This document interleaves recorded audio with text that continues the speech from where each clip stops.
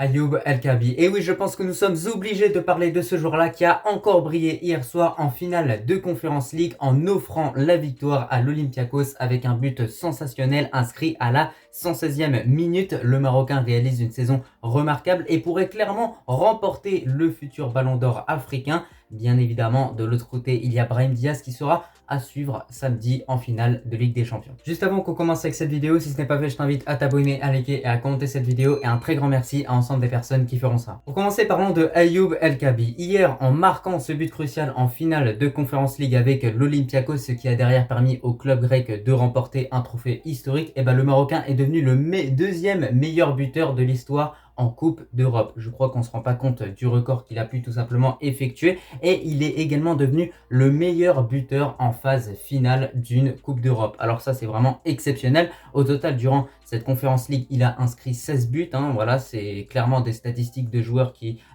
peuvent marquer durant toute une saison. Lui, juste avec quelques matchs de Conference League, il a réussi à te marquer 16 buts au total, sans oublier bien évidemment voilà, la demi-finale aller et retour qu'il a pu effectuer contre Aston Villa, où il a tout simplement éliminé à lui tout seul cette équipe de Aston Villa qui est 4e de Première Ligue. Lui, il a inscrit 5 buts contre cette équipe-là. Donc déjà auparavant, ce qu'il faut savoir, c'est qu'il avait déjà battu un record, celui du meilleur buteur africain en Coupe d'Europe. Donc ça, ce record-là, il l'a battu. Et là, désormais, il a battu un autre record, à savoir le meilleur buteur en phase finale d'une Coupe d'Europe. Donc voilà, on le félicite. Là, tout ce que je vous dis, c'est juste pour que vous vous rendez compte d'à quel point El Kabi est vraiment passé dans une toute autre dimension dans cette équipe de l'Olympiakos. Et oui, certes, c'est la Conference League, c'est pas forcément l'Europa League ou bien la Ligue des Champions, mais ça reste quand même des matchs compliqués. Tu as affronté Aston Villa, qui est une équipe extrêmement bien classée dans le meilleur championnat au monde, et là en finale, tu affrontes la Fiorentina, qui reste quand même une assez bonne équipe en Italie, une équipe qui voulait vraiment remporter cette finale, qui a dit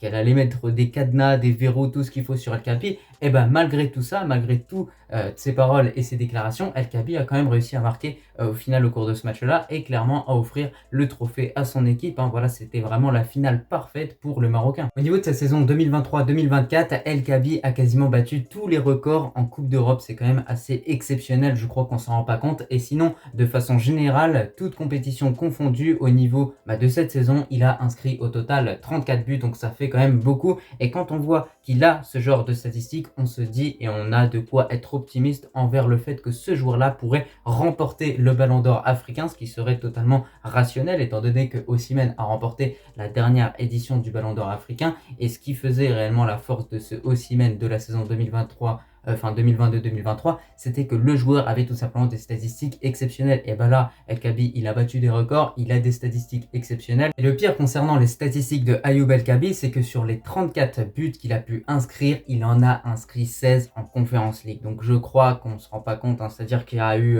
toute la saison en club, le championnat grec, etc.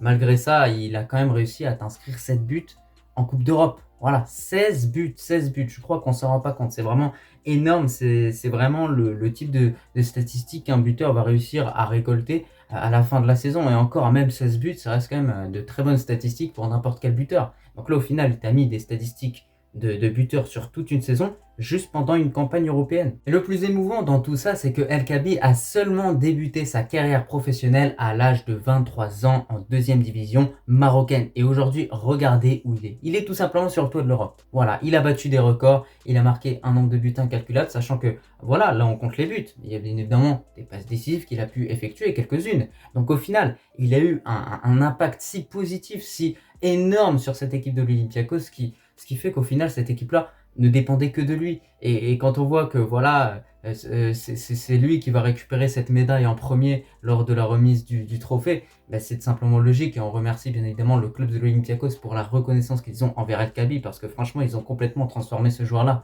On a su qu'il était toujours à un très bon niveau, ce joueur-là, que ce soit du côté du championnat turc. À chaque fois, il arrivait à faire de bonnes saisons. Mais là, on voit que depuis qu'il est à l'Olympiakos, il a vraiment franchi un palier. Et moi, ce qui me fait le plus plaisir en tant que Marocain, c'est que ce joueur-là est vraiment issu du Botola Pro. Il a pu jouer du côté du Wydad, du côté de Berkane, du côté de plein d'autres clubs de notre beau championnat. Et aujourd'hui, voilà, il est en train de briller en Europe et c'est vraiment ça qu'on a envie de voir. On voit Rahimi qui a brillé en Asie, on voit El Kabi qui a brillé en Europe.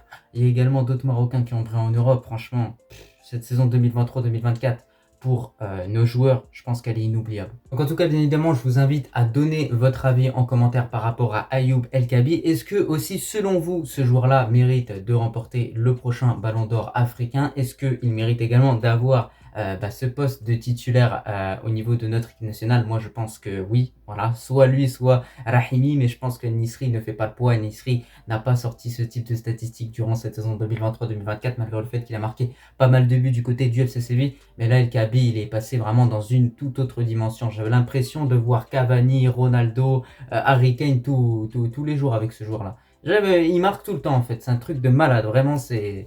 Waouh, superbe saison de sa part, on le félicite. Et sinon maintenant on va pouvoir s'intéresser à Brahim Diaz et se poser réellement cette question. Est-ce que c'est plutôt Brahim Diaz qui pourrait remporter ce Ballon d'Or africain ou bien Ayoub El Kabi? Alors ce qu'il faut savoir, c'est que Brahim Diaz a prochainement une finale de Ligue des Champions. Et donc forcément, s'il remporte cette finale de Ligue des Champions, ça ferait de Brahim Diaz un des principaux favoris pour remporter le prochain Ballon d'Or africain. Sachant que sur le plan individuel, Brahim Diaz a plutôt réalisé une bonne saison jusqu'à présent, étant donné qu'il a inscrit 11 buts je crois bien, et qu'il a délivré quelques passes décisives. Au total ça fait un score de 18 en termes d'implication au niveau des buts et passes décisives. Donc il a apporté 18 buts à cette équipe du Real Madrid, toute compétition confondue. Donc il a quand même un impact, un gros impact clairement offensivement vis-à-vis de cette équipe madrilène. Bon, après concernant Brahim Diaz, il y a le fameux argument, ouais mais il est africain que depuis quelques mois, peut-être qu'on compte pas les matchs avant. Moi je vous dis, voilà, faut prendre la saison dès qu'elle a débuté. On sait que l'opération Brahim Diaz du côté du Maroc, c'était quelque chose qui était déjà acté auparavant, il y a quelques mois justement, avant que l'annonce officielle soit effectuée. Et ça, je vous l'avais toujours dit d'ailleurs en vidéo. Donc voilà, Brahim Diaz lui aussi est un très gros prétendant, même si à côté quand même, tu as Guirassy, tu as Lookman, tu as Aubameyang, tu as Kosunu également, joueur ivoirien qui a remporté la Coupe d'Afrique, qui a remporté la Bundesliga et tout simplement la Coupe d'Allemagne. Et côté marocain, il y a également un autre joueur qui a réalisé une très grosse saison, c'est tout simplement Amin Adli qui a remporté le championnat allemand et également la Coupe d'Allemagne, mais je pense pas qu'il a réellement ses chances par rapport aux joueurs justement dont je vous ai parlé précédemment. Donc voilà, concernant El Kabi, pour moi, il peut totalement remporter ce Ballon d'Or africain. Je pense que Brahim Diaz le mérite aussi, à condition bien évidemment de remporter la finale de Ligue des Champions. En tout cas, c'est un petit peu tout par rapport à cette vidéo qui avait vraiment pour but de revenir sur l'énorme saison 2023-2024 de Ayoub El Kabi, mais également d'évoquer la grosse saison de Brahim Diaz, même si Brahim Diaz, bien évidemment, on va le suivre samedi soir en espérant une victoire du Real Madrid pour tout simplement que le Maroc soit encore une fois glorifié. En tout cas, moi, je te remercie si tu as regardé cette vidéo dans son entièreté et je te dis tout simplement à la prochaine. Allah al-Watan al-Malik.